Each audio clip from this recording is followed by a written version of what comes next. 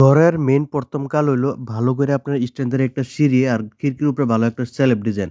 ঘরটা যদি আপনার ভালো না হয় দেখেন সিঁড়িটা যদি রাউন্ড করে সুন্দর করে না হয় তো আপনার সারা ঘরটাই বরবাদ। দেখেন কত সুন্দর করে স্ট্যান্ডার্ডই সিঁড়ি বানানো হয়েছে। তারপরে দেখেন খিড়কির উপরে মেইন স্ল্যাব সিম্পল ডিজাইন দিলে সিম্পল ডিজাইনের মধ্যে একটা অসুবিধা হয়। আমরা দেখেন এই যে মামার ডিজাইনটা করতেছে দেখেন নিচ দিয়ে একটা রাউন্ড বিট করে দিলে আপনার দেখেন যেটা বৃষ্টির পানি হয় মেঘের জল এক্সট্রা জল পানি হয় অল্প হয়ে কিন্তু পানিটা পড়ে।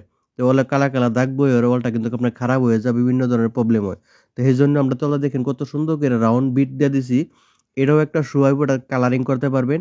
আর দ্বিতীয় নম্বর প্লাস কথা পানি এক ফোঁটাও মানে এটা লিক হয়ে পার হয়ে যেতে পারবো না। দেখেন কত সুন্দর করে টেকনিক করে এগুলা কাজ করা হয়েছে। আর একদিকে শার্টের বর্ডারটা বানিয়ে নিতেছে প্লাস্টারটা এরকমভাবে যদি সমান থাকে তা আপনারা বর্ডার অবশ্যই বানাবার চেষ্টা করবেন। তো আপনার পানিটা মানে এটা একটা অলো পড়বো না আর রুমের ভিতরে যাইবার সাহসটা থাকবো না।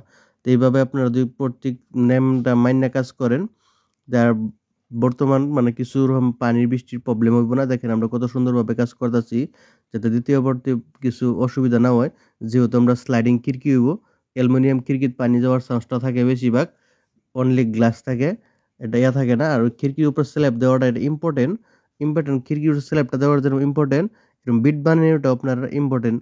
দেখেন আমরা কাজগুলা কতগুলো প্লাস্টারের ফিনিশিংগুলো দেখেন কত সুন্দর করে করা হয়েছে। স্ল্যাব ডিজাইনের প্লাস্টারটা দেখেন করা হয়েছে, কত ইউনিক করে করা হয়েছে কামটা। সুন্দর করে ভালো করে পলটা ভালো করে ভিজায়া তারপরে কাজগুলা করবেন।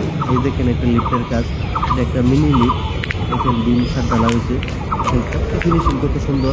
আপনার লিফটের কাজ হলে আপনার ডাবল জালি হইব, 400 রডের জালি, এটা বুঝতে পারছেন। মানে কেউ আপনার 6 ইঞ্চি মিনিমাম একদম লিফটের ঢালাইটা 6 ইঞ্চি কম দেওয়া যায় না। মিনিমাম 6 ইঞ্চি থেকে 8 ইঞ্চি 10 ইঞ্চি 12 ইঞ্চি দিতে পারবেন। মানে আপনার লিফট প্রয়োজন হিসেবে কথা। দেখেন যত লিফট বড় হইব তত কাজটা আমরা কত হেভি করে করতে পারবেন। দেখেন আমরা যেরকম মানে লিফটের সাইজ মিনি লিফট যেহেতু আপনার সাইড নাম্বার হলে আমরা এটা হয়ে যায়। এটা সিটি 5 ফুট 10 ফুট আছে ভিতর সাইজটা। আপনি সেই হিসাবে 400 রড 6 ইঞ্চি কেটে দিচ্ছি। আপনারা 300 রডও পাখের এটা ব্যবহার করতে পারেন। পাখের এটা 300 ব্যবহার করছি। আর মেইন রড যেটা আপনার 2000 হিসাবে